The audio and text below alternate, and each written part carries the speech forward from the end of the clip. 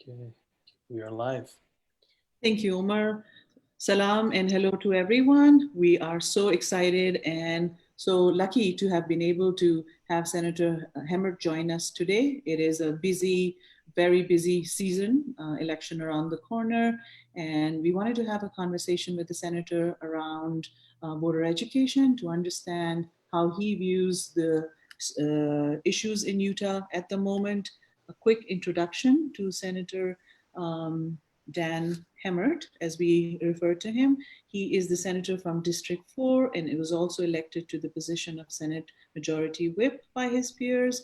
By profession, he is a small business owner, and he says that he takes joy and pride in his experience with working on projects and sticking to issues and budgets in a way that are very accommodating to small entrepreneurs in the county.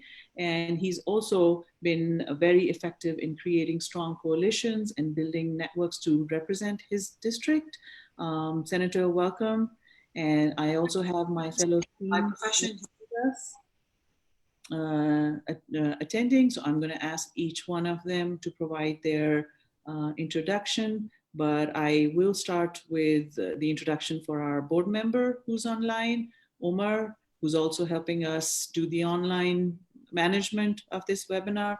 Thank you, Omar. I would love for you to introduce yourself and then move on to the fellows with their introductions. Thank you, Luna. As Luna mentioned, I'm just here to support behind the scenes and make sure everything goes smooth with our event. I am one of the founding board members of the Utah Muslim Civic League, and it's been about 2 years now since we've founded this organization. And it's just great it's been a great experience to meet with people such as yourself who are so engaged in representing our community and serving our community. So thank you for being here. Thank you, Omar. Shema? Yeah. Hi, my name is Shema, and I am the Civic Engagement Fellow with Utah Muslim Civic League. And Senator, she's going to be a lawyer pretty soon. Sarah? Hello, my name is Sarah. I'm one of the new fellows, a part of the Utah Muslim Civic League, and I'm super excited to be a part of the team and on this call with you today, Senator. Thank you.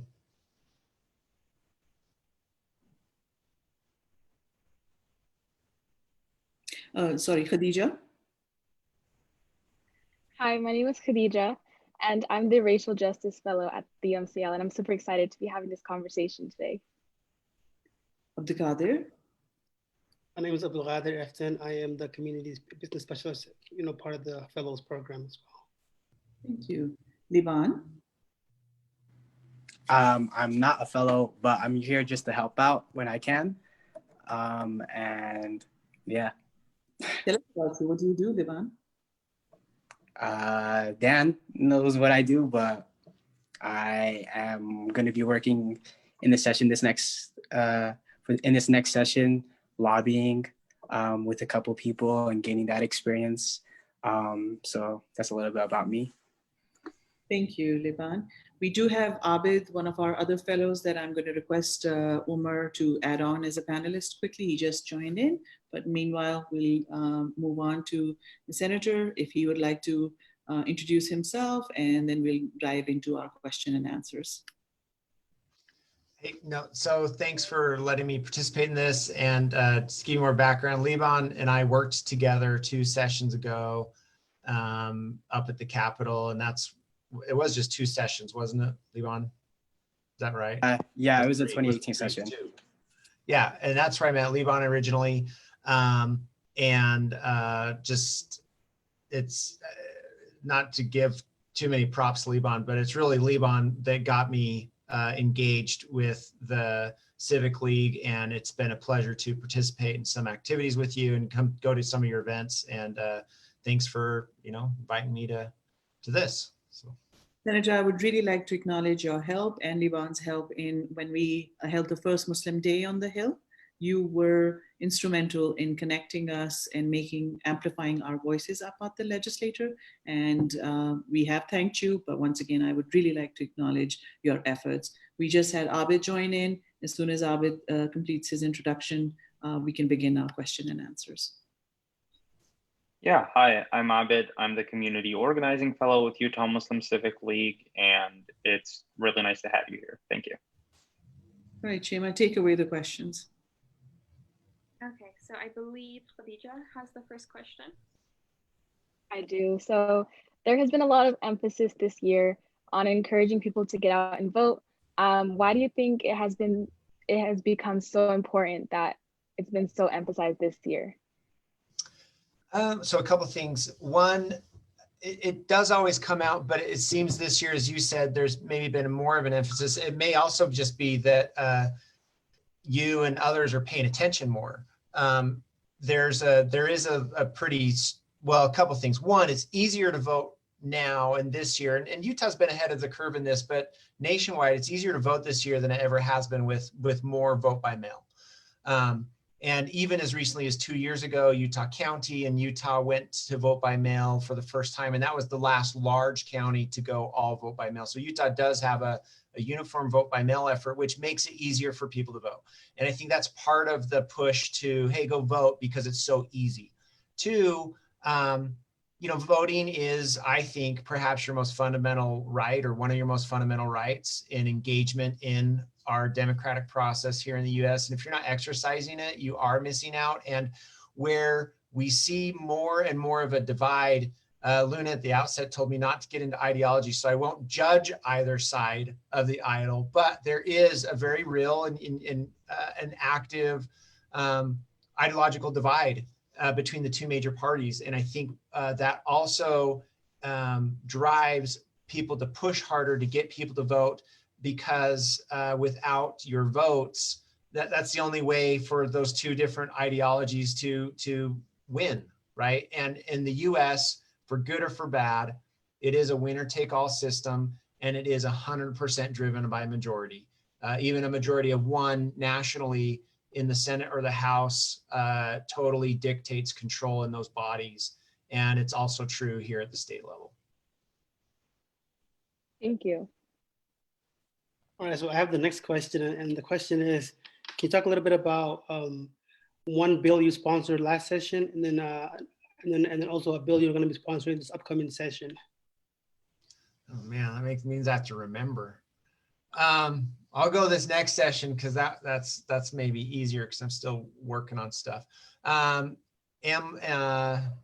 most of the bills I run, well, I shouldn't say most. A lot of the bills I run are brought by industry, and there's a bad word for industry representation, which is lobbyists, but that's they represent industry. They're hired, like an attorney's hired to represent an issue, and many of the bills I do run do come from lobbyists.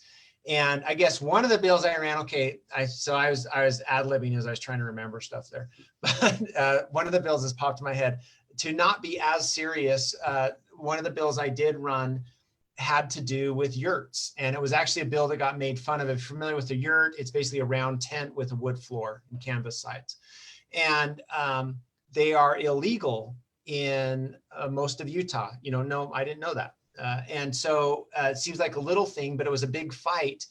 Snowbird, the ski resort, owns some land in American Fork Canyon, and I represent American Fork Canyon. So Snowbird came and asked, and they said, hey, we want to put a yurt to create kind of a backcountry skiing experience on our land, but they're illegal.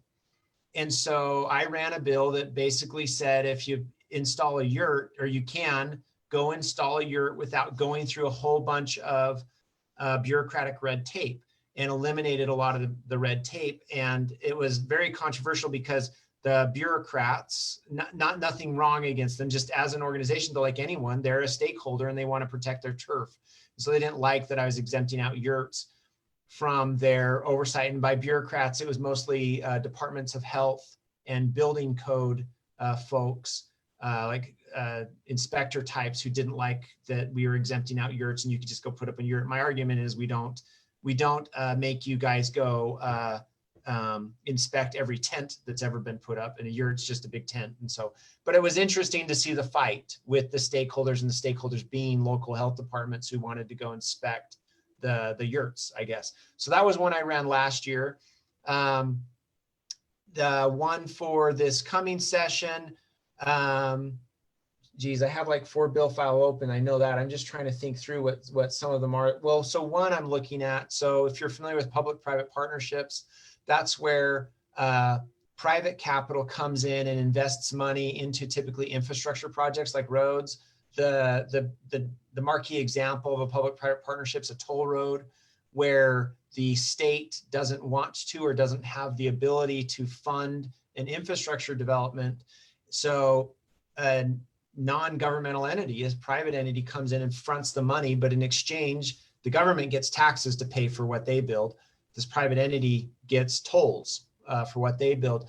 I am working on a bill that reworks, it doesn't create any public-private partnerships, that's already in our code, but it reworks it because our current code is a little bit behind the times as far as processes to make public-private partnerships possible.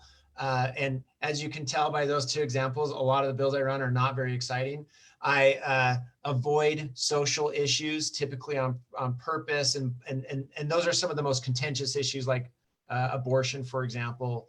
It seems like there's always an anti-pornography bill and whatnot coming out of the legislature. I typically don't run those bills because other people are happy to, and I just have, my background is more business and more finance, and there's not as many people in the legislature with that background, so there's not as many people that can run some of these more boring, but I think important bills that deal more with finances, both state and private finances, and more corporate type stuff. Thank you for that. So I have the next question, and I'm going to kind of shift it away from bills to many in our Muslim community choose to stay like out of politics. They think that their vote doesn't count. What would you say to them, or what advice would you say to them to change their mind? I would say their vote doesn't count if they don't vote. That's for sure true. And I think they should engage in politics. You have a really tight-knit community, and there's power in tight-knit communities. And the more involved you get, you won't get, I guess that's a defeatist approach, I guess, is what I'd say. And it's true as long as you allow it to be true. And if you do get involved and you get engaged and you participate in the process, you will see more and more, I don't want to use the word power, strong word, but if you're saying your vote doesn't count, you'll see your vote count more and more, right? You'll have a louder voice. And that can be demonstrated with a vote. And that's your, like I said, that's your most fundamental ability to influence elections and influence outcomes. But I guess not getting involved, you're accepting a bunch of, if I can say it this way, straight white males running the world. That's basically what you're accepting if you don't get involved. And if you don't want that, then you have to get involved. And the best way to do that is stuff like this. It's like what Liban did. He did an internship up at the legislature as part of his college experience. It's participating in this organization, and when there is a Muslim Day up on the Hill, it's going up there. It's also as simple as volunteering on campaigns, getting to know your elected officials so that when you do have an issue you care about, you can call and they'll listen to you. It's proposing legislation where you see problems, even if they are social issues.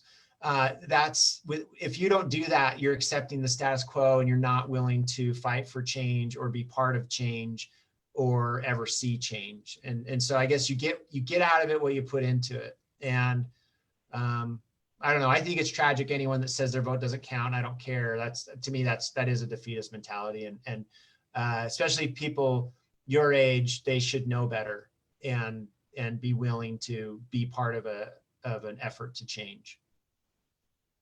Yeah, I completely agree. Thank you. Right, and I would like to mention here that Senator Hemmert has at least spoken to me very passionately about opening doors for our community youth, specifically to get involved And hopefully we will have a project in line with Liban, at the center of this in the upcoming legislative session. And thank you for giving us that opportunity to keep exploring those options with us. Yeah. So I have the next question. One issue that is important to our Muslim community and an issue that you have on your website is air quality. So what work do you think needs to be done to improve air quality, and what are you doing right now for this issue? That's a hard question. To fix the air, we need fewer people to drive. Really, I mean, that's the bottom line. It's something like 50–60% of our particulates in the air we see are coming from exhaust pipes. And most of that's coming from old cars. The challenge with that is if you say you can't have an old car, typically it's a less wealthy individual driving the older car. And so you're basically making it harder for those who need transportation the most to not have access to it. That said, you are seeing every year our air is getting better. Even though we may not see it and we may not feel it, the air is clean. I grew up in Utah. The air is cleaner today than it was when I was a kid. And that's despite the fact there's more people in Utah, there's more cars on the road, and that'll continue. And the reason for that is we're seeing cars get more and more efficient. And some of that's because of federal guidelines. Well, most of that's because of federal guidelines, frankly. And so I think one thing we can do, if you're really trying to fix the air, it does come down to the cars. I mean, we can talk about anything else we want. We can talk about the refineries up at the northern point of the mountain, between Salt Lake and Bountiful. They don't really, I know it's a visual image, but they don't contribute much to bad air relative to the cars and even relative to wood burning stoves throughout the valley. And so if you really want to tackle the problem is cars. Anything else is window dressing, or, I'm saying stuff or pretending to do stuff to make you feel good and make me look good, but I'm not really addressing the problem. And I think one of the biggest things we can do is provide incentives to encourage newer cars, but also migrate toward hybrid type vehicles and electric type vehicles. And to that effect, I have run legislation that provides tax credits for heavy trucks, which are one of the largest contributors to the particulates in the air, to convert over to clean natural gas or other things. And I have done that. We have a tax credit out there for that, which I do think moves the needle if people take advantage of it. I could tell you I'm part of the Clean Air Caucus, but every legislator is, and that's meaningless. The biggest thing is how can we figure out how to modify how we drive? Oh, there's another thing I'm working on. It's transit. Better and improved transit, which again takes people hopefully off the road. And so we're looking at trying to find ways to fund double tracking the front runner. So, and double tracking it. So if right now we only have one track, right? So your front runner, if it's stopping a lot, it's not that efficient to go from like Utah County to Salt Lake. It takes me 30 minutes longer each way to ride front runner than it does to drive. But if you have double tracking in place, you can start doing express trains, and you can start getting a more efficient way to move people along front runner to maybe encourage more and more people to drive less.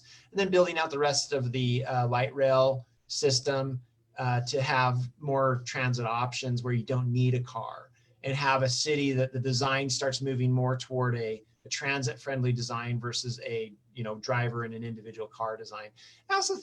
I think you're just going to see more improvement naturally, just because there is a natural migration. Like I always say, I think my next car probably will be an electric car, just because more and more people I think are feeling that way and wanting to do something. And that is a meaningful thing people can do to have an impact on air quality. I don't know if that answers your question satisfactorily. The other thing I always throw out there is, what can you do, right? We're not going to put big fans on the mountains, as cool as that might be. And we don't have $100 million in our budget to build big fans anyway. And so you have to incrementally ask yourself, where can you get the most bang for buck? And I personally think, and I think the data suggests or agrees with this, that you get most bang for buck trying to get old cars off the road, heavy trucks, especially old heavy trucks off the road, and just newer cars and more electric vehicles on the road. Perfect. Thank you so much. Senator, you represent District 14, correct? Tell us a little bit about the makeup of District 14 and what are the issues, what is the community like, and what are the main issues of your district as you see them? So I represent the craziest right-wing district in the state. There are more registered Republicans. I represent a very boring, homogenous district. There are more registered Republicans per capita in my Senate district than any other Senate district in the state. There's a lot of crazy people. I should say that there's probably someone on here from there, and this is going to get posted live, and I'm going to get beat up. But there's wonderful people. They're all wonderful, but some of them have very strong ideological positions that are very far to the right, and that's most of my district. The libertarian, so no one ran against, I'm up for election right now. No one ran against me, which was, I don't know if that's good or bad, but no one did. And not a Democrat, not a libertarian, no one. And I am a Republican. And in my district, the libertarian 4 years ago, when I ran the first time, a libertarian outpolled a Democrat in the general election. And that's just to illustrate, it's a very, very Republican, far right district. The number one issue in my district is growth. So it's North Utah County down to like central Utah County. So from Highland Alpine area down to Orem. And it's basically everything on the east side of I-15. I think I have my directions right. Yeah, east side. And there's just tons of growth occurring there. That's where Silicon Slopes, a lot of the tech companies are. That's where a lot of new homes have gone in, a lot of developments occurring. And so it's growth, and it's growth related, and it's transportation associated growing pains. And so it's how do we move people around?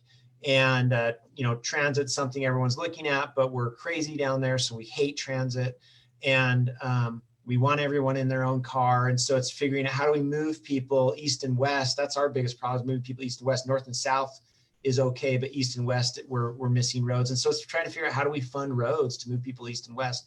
And that's, and how do we maintain the character? This is more of a local issue, but it's still relevant. How do we maintain the character of that community, which is mostly single family homes, but recognizing that doesn't work long term. As more and more people either move in or have kids, you have to move more toward a multifamily home type environment and more density in living conditions. And that's, a lot of people struggle with that, because they want the place to stay the way it was when they were kids and how they grew up, and they don't want to see change, and you are seeing change. And so growth is the single biggest issue in that area. And how do you deal with growth?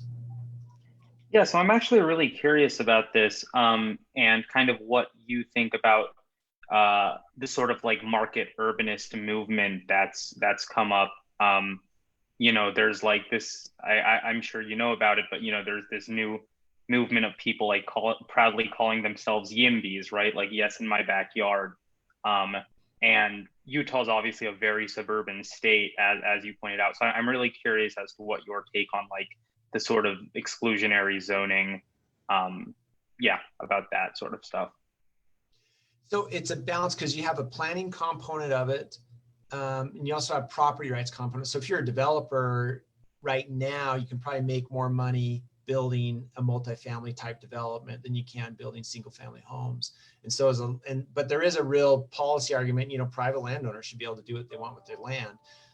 We offset that with planning guidelines that typically cities or unincorporated counties make, master plans and whatnot, and zoning types.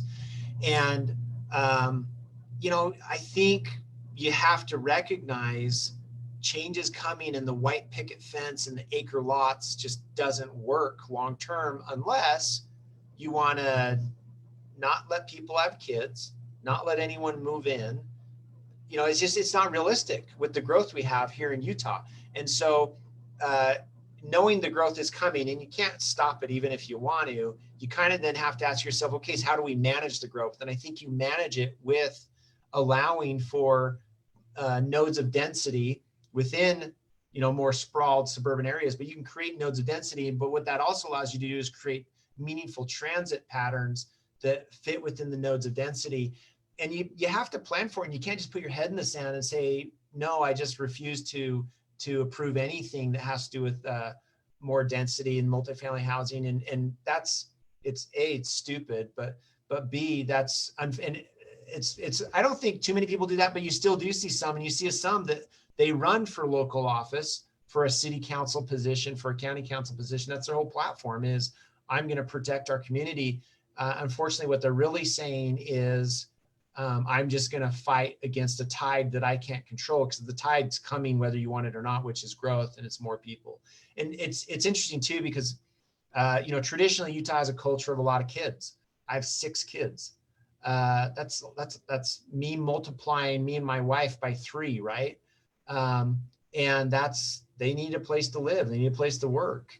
And it's not going to be, again, an acre lot with a white picket fence and a single family home. There's just not, we don't have unlimited land, and you have to allow it and plan for it. And I don't know if that answered your question, but I think you have to be realistic and have a active management perspective rather than a head in the sand and I just don't want it perspective.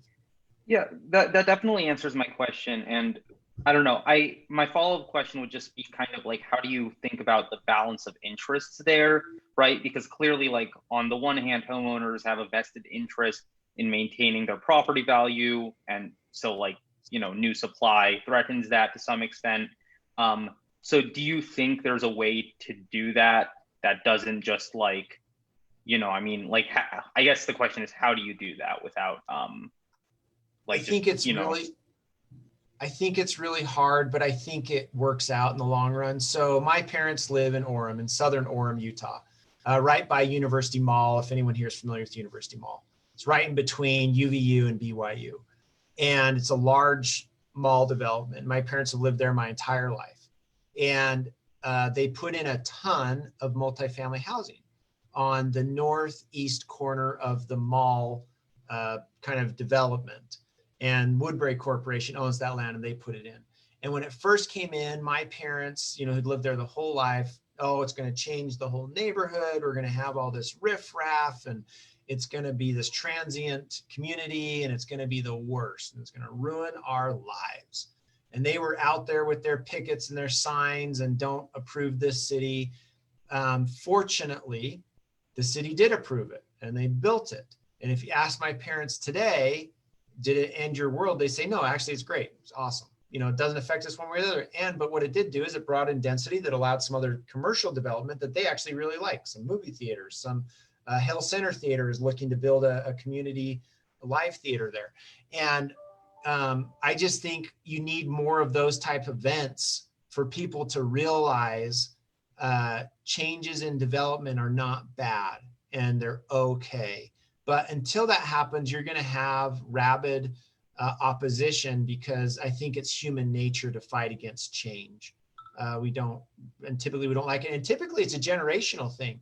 So there's a development going on up in Park City right now, in Kimball Junction, a multifamily development with affordable housing as a component to it. And you have all the older generation who they don't want it approved. They don't want any change up there at all.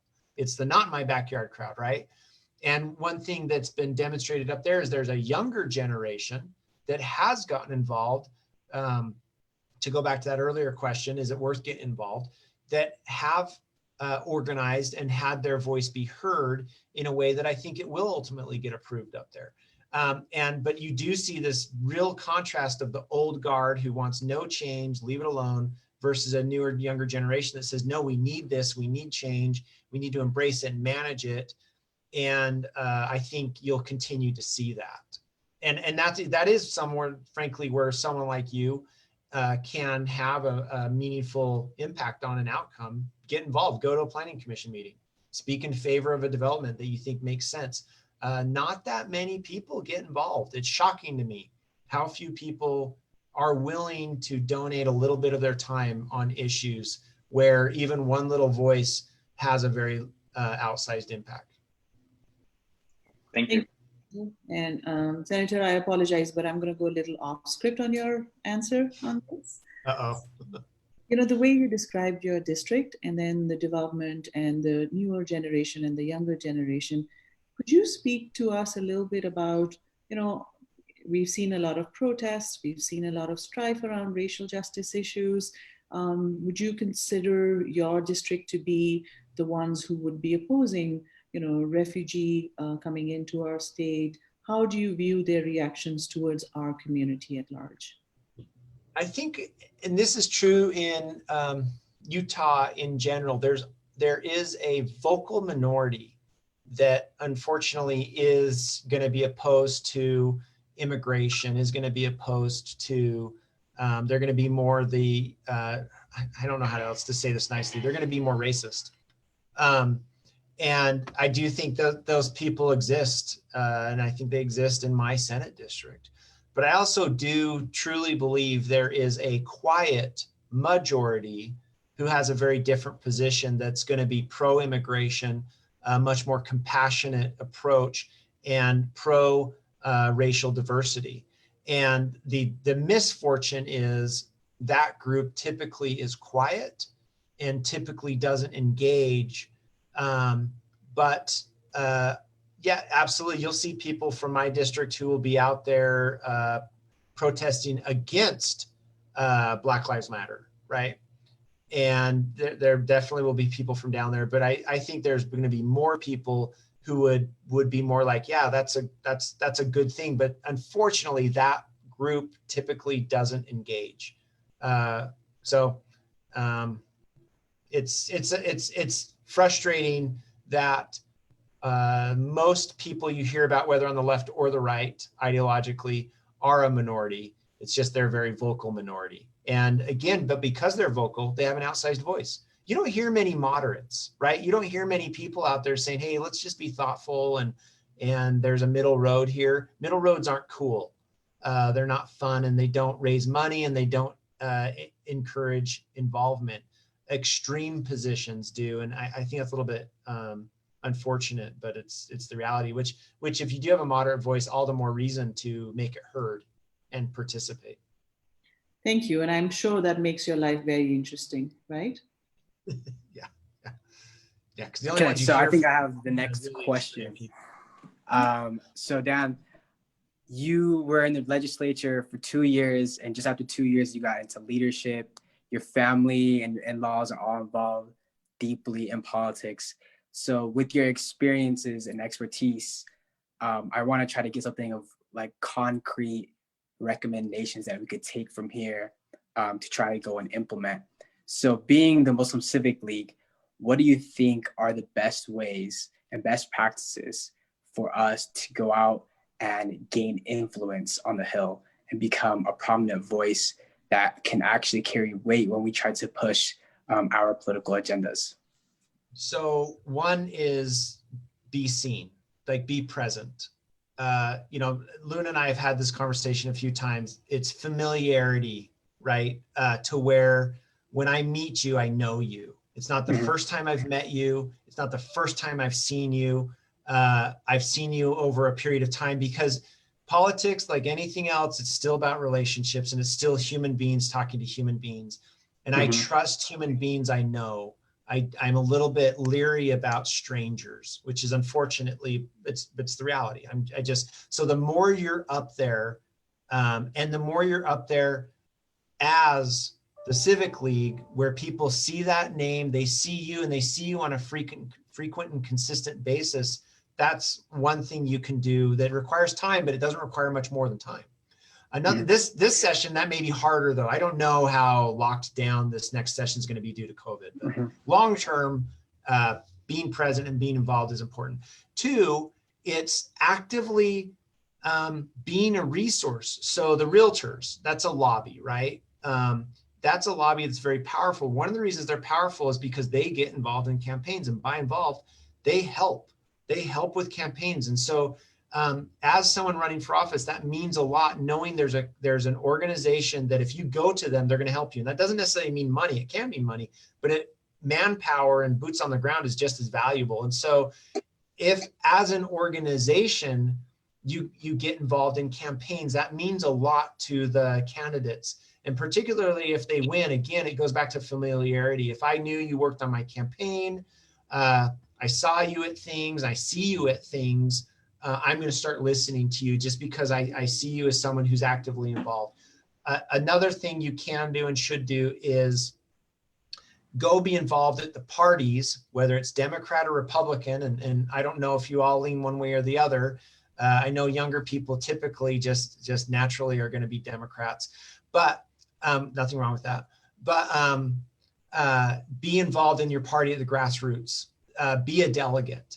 Again, those candidates have to go interact with the delegates. So even if you're not helping on a campaign, if I see you at party events over and over and over again, it breeds that familiarity and it lets me know, okay, you're someone I can talk to, especially if you're not crazy. If you're not always coming up here like throwing the Constitution in my face and I don't know, other weird stuff. I won't be afraid of you and I'll be like, oh, he's just a normal guy or lady. And that's that familiarity and that sense that you're a normal person means the world to me. And then eventually, you know, I recognize you and you recognize me. And then when you do have an issue, you can reach out and I'm like, oh, this is Sarah. I've met her a number of times and she's normal. So she's calling me. It's probably a real thing. And I'll take that call and have that conversation. And, you know, building up, this isn't politics. This is Stephen R. Covey, but political bank accounts, right? Or emotional bank accounts, sorry, making deposits in an emotional bank account, which comes by party involvement. It comes by helping on campaigns.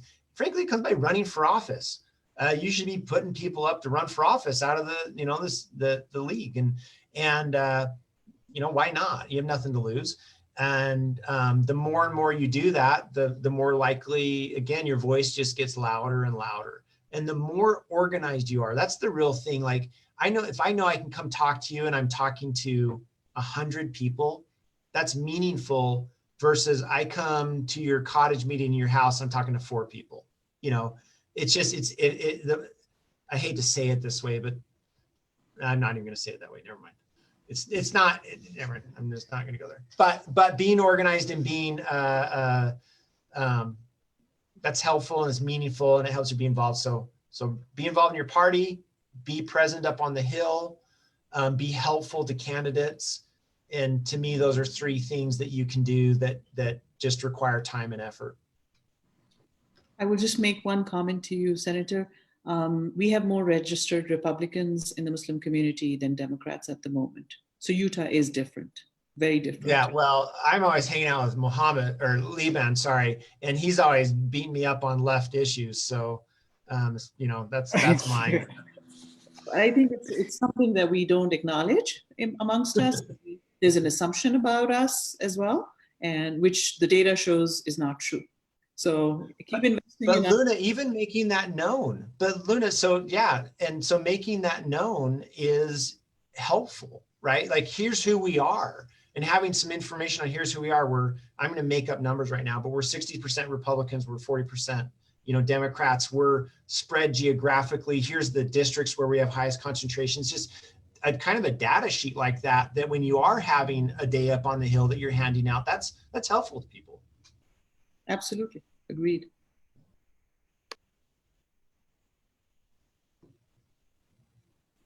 Robert, I believe you have the next question. Yeah, okay. I just wanted to make sure. All right. So my question is, what changes do you hope to see in Utah and in our country after the elections this year?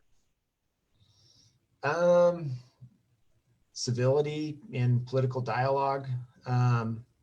A lack, you know, these are cultural changes. I don't have really any policy changes. Well, I do have one. Federally, we cannot continue on the path we're on from a fiscal perspective. I do hope that federal elected officials genuinely care about the federal budget. And going back to being intellectually honest and talking about the budget, the problem with the federal budget are certain programs that are automatically funded. And those programs are Social Security, Medicare, Medicaid, and they are called the third rail of politics, right? You can't touch them, you can't talk about them. But without having a conversation about those programs, you can't really talk about the federal budget because 70% of the federal budget goes to those 3 programs plus interest payments on existing debt. And so if you're talking about discretionary spending at the federal budget, which is where we, it's where you have the stupid conversation about bridges to nowhere and stuff. Those are meaningful dollars, but in the grand scheme, they're rounding errors. And until someone is willing to talk about the portion of the budget that's automatically funded, that doesn't get appropriated, and unfortunately, this means bad things for you, your generation, because you probably have to pull back on Social Security benefits. You probably have to raise the retirement age. You probably have to have fewer benefits from a medical perspective for the younger generation. You don't necessarily need to do anything for the olders, but for the youngers, you probably have to, change the situation. But until someone's willing to do that, you won't see a change in the federal budget. But we're not solvent on in any way, shape, or form on the trajectory we're on. And that's not I don't know that's a partisan thing. But someone needs to raise their hand and say, we're really going to fix this. And so that's one thing I hope changes. At the state level, we do run a pretty tight ship fiscally. And that's kind of where I pay more attention is budget stuff. I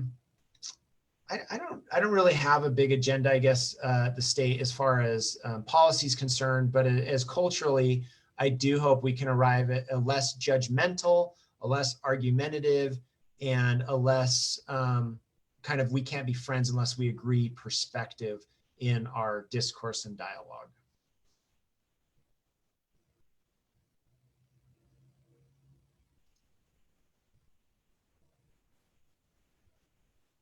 Awesome. So I have the next question. I came kind of late because I had an exam, but my name's Sahar. I'm a student at the U in my 3rd year, majoring in biology and business admin. And so my question for you is, I think currently we're in a very interesting political climate where it's been more polarized than we've seen in a while. And so what are your thoughts in regards to the divide among people in the United States and any ideas on how we can come together? Yes, I have. So there's a guy I love. His name's Arthur Brooks. I don't know if you've ever heard of him or read any of his books. He ran the American Enterprise Institute. Now he teaches at Harvard. But he goes, so I'm stealing this from him. I'm just trying to give him credit. These aren't my ideas. But there is something that you can do, and it's becoming an active advocate for civility. It's to show moral courage in your dialogue, and particularly in your dialogue on social media, but also in person. And it doesn't take moral courage to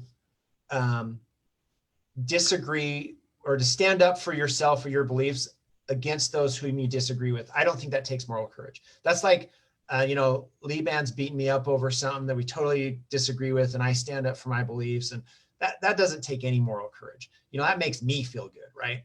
I have a strong backbone, and I really believe in what I believe in. What takes moral courage is when you're talking to people you agree with, and you defend those who are not present, who you disagree with. That takes moral courage. So it's in a conversation with a bunch of crazy Republicans, and we're bashing on Joe Biden and saying he's a dishonest and all these horrible things. It's me standing up and saying, you know what? Joe Biden's a good guy. All I see is someone who spent 40 years in public service. It's being willing to do that in a setting in your own echo chamber. And until you're willing to do that and demonstrate true moral courage and be an advocate for it and make a conscious decision, I'm going to stand up for civility, and I'm going to fight against, which I do think is what's driving a lot of the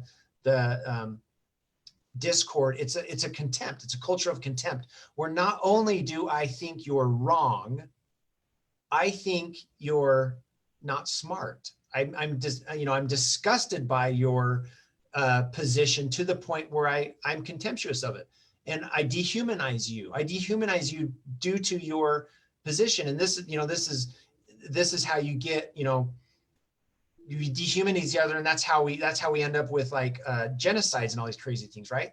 And we're seeing that ideologically today in America, where I can't even talk to you if you're a Democrat, if you don't agree with me on certain issues. I can't even be your friend. We can't even have a conversation. We certainly can't be texting or engaging in any sort of meaningful dialogue on any social media platform. You know, we devolve into name calling pretty quick, right? Well, you're just a crazy liberal, or you're just a crazy, you know, conservative or Republican or whatever. And it devolves into name calling. We can't have any sort of dialogue. And so being willing to be basically a fighter for civility, a champion for civility, I think that is something that you can do that seems minor, but you know, in the ocean of our political landscape, a single drop of water that falls in the ocean still causes ripples, right? And enough drops of water causes a lot of ripples, and it changes the whole, you know, the whole landscape. And so it's a small thing, maybe seems like a stupid thing, but I think it's a meaningful thing if a lot of people are willing to do it. Awesome. Thank you for your response. Senator, thank you so much for all of your responses to our questions. I'm going to move into Q&A questions that we received from our community. So the first question is, with COVID rates in Utah on the rise, do you think that the Utah government has responded appropriately to the crisis, or is there more work to be done? And I'm sure this is of interest to you as a small business owner. Yeah, there's always more work to be done. I don't think the problem is the government right now. I think the problem is the citizenry. I don't know. Okay, this is going to be ideological. I don't think we need more government in our lives. And I don't think we need a nanny state. And I don't think we need government to tell us what to do every minute of the day. I think they should tell us what we should do. Like masks. We should all wear masks. Like, it shouldn't be this big controversy. We should just do it. It shouldn't be the hill of freedom and liberty that you're going to die on, right? Not wearing a mask. And so we need more compliance from people to stop being stupid, as opposed to government mandating what we should do. You know, and maybe that's where I come down. I think we need people to stand up, be responsible, be individually responsible, and do the right thing to stop the spread. And I don't think we need government to force us to do things. And maybe the counter to that is, well, people aren't doing it. And yeah, that's true, but I still think that's what we should do.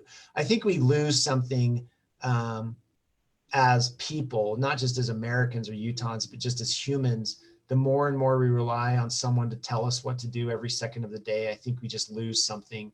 And I don't want to lose that. So. Okay, thank you. And the next question that we received is about the Utah education system. Do you see the Utah education system as something that needs to be improved? Are there any bills in session or in the upcoming session that could possibly improve it? Or just what are your general thoughts about it?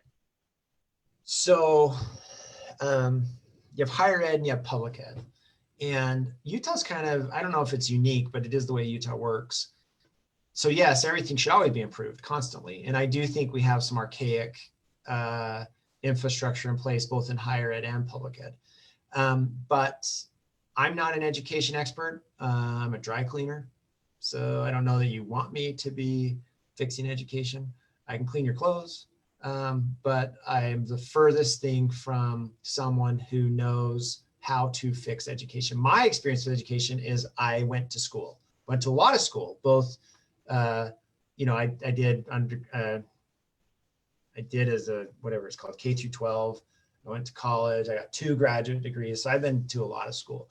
I don't know how to fix education. And I don't think you want me to fix education, because it'd probably be a stupid idea. And that is actually the problem, is too many legislators think they know how to fix education because they went to school. And I don't think that's the case. But where I was getting with this is Utah is a little bit different in that Utah education decisions actually aren't made by the legislature and shouldn't be made by the legislature. They're made by the State Board of Education for public school. And that's probably the right place for that to be made. So the legislature doesn't really have much to do. In fact, anything to do with curriculum, with teachers, with teacher pay. As much as we get beat up over it, we don't have anything to do with that. We do one thing with education. We fund a small portion of it, not even all of it, a small portion of it. The vast majority of education is funded through property taxes. we do take the income tax and push that to education in the form of what's called the weighted pupil unit. It's basically like an amount per student in public education. And that's pretty much all we do. And that's probably all we should do, because the more we try to get involved, the more you have stupid dry cleaners trying to tell you how to teach kids when we have no business doing that. So that's the short answer. Then on higher ed, that's a whole different animal, which also we don't do much there. In fact, we don't do anything there other than we fund a portion of it through taxes, also income tax. But most of that's actually funded through endowments, but even more than that through tuition. And so other than money, we don't do much with education. I mean, I have a lot of opinions if you want to hear my opinions, but they're stupid. They're not based on any like expertise. So If I know that you just mentioned this isn't your expertise and stuff, but in regards to funding, I'm gonna give you the liberal question here then. When it comes to funding through property taxes and things like that, and you already know where I'm going with this, somewhere in Park City is going to get significantly more money than Tooele or the west side of Salt Lake and things like that. So what do you think are the best ways to combat the inequities in the funding, which at the core are what they're making the decisions off of when they're paying teachers and things like that? So I don't think that's a liberal question. We've already decided as a society to socialize education, especially K through 12, right? It's in our state constitution. Every kid gets an education. And I actually agree 100%. You should not have a lesser, a poor experience, especially in public education, because of your zip code. If we're going to socialize it, it should be socialized, truly socialized. And to that event, we actually have passed, it's called equalization, where we, it's not a full equalization, but what it does is it takes so everyone got kind of stuck where they were. And this was 2 years ago, I think.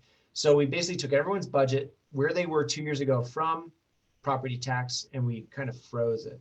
And what we said is any increase that comes, we're going to spread that equally across all districts to kind of get more toward, I think, the outcome you're hinting at, Levan, where all students, at least all districts, are operating on a similar per student budget, and trying to manage it such that because you're in a wealthier area doesn't mean you're going to have better, higher paid teachers, better facilities and whatnot, and that can be more normalized. But I will say this though, the number one predictor of success in school is not money, it's actually parental involvement.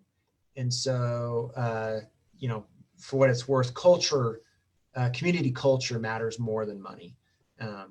And you can't buy that with money, but we are trying to work to fix the issue you're raising, which is equalizing the money across the state. Okay, looks like that's all the time we have for questions. I'm just going to give some general voter information for all of our listeners and for our community members who will come back to look at this on Facebook. But I'm sure, as you all know, November 3rd is election day and it's quickly approaching. And it's really important that our Muslim community gets out there to vote and make sure that their voices are heard. Just a couple things to be aware of. If you have not dropped off your ballot, please drop it off at a valid drop box instead of mailing it through your normal post office, just to ensure that it's postmarked in time, or just because it might not be postmarked in time. But if you were to drop it off at a ballot box, it's sure to be counted. But if you have not registered, if you have not voted yet, your last chance is November 3rd in person. If you are to register in person, you must bring 2 forms of ID. And you can find more information about what IDs you need and just other general information at vote.utah.gov. And just another reminder, 2 of our mosques in Utah, the Utah Islamic Center in West Jordan and the Khadija Islamic Center in West Valley, will be serving as a polling location.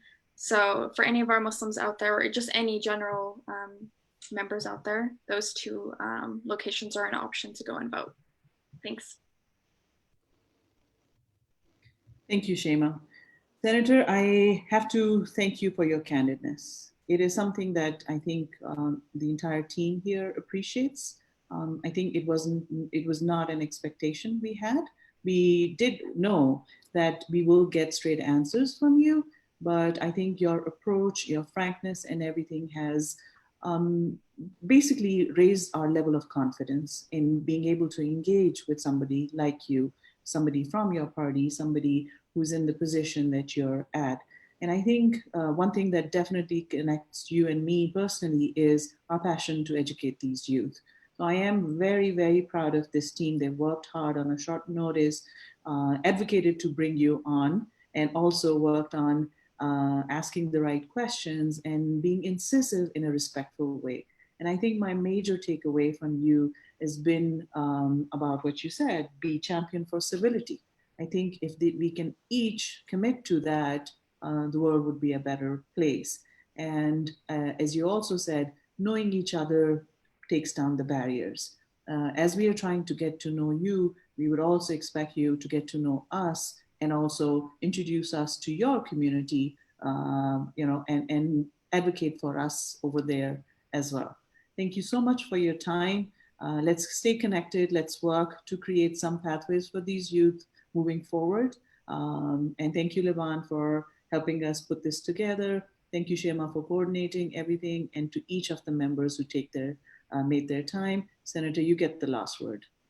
Well, I just wanted to say it's wonderful that you're here. And going back to Liban's question originally, this is being involved, but hopefully you turn it into more outside of this. But what I wanted to say really was, you have a worldview and a perspective that I don't have. For example, you see things that I don't see. You interact with society in a way and I'm not getting into race or religion. I'm just saying, you as a person, whoever, wherever, whatever you are doing, you have a view and an experience that's different than mine.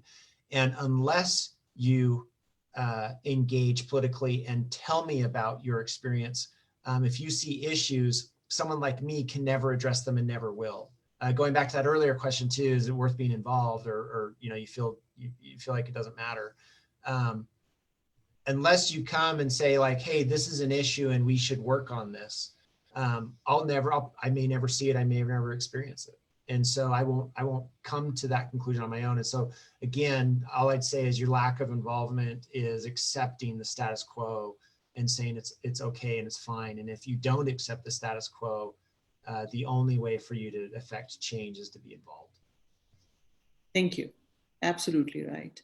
And lastly, my thanks to Umar for helping us stay on schedule as well as technologically relevant constantly. Thank you. Each one of you have a great evening, and we shall gather again very soon after the elections. Take care.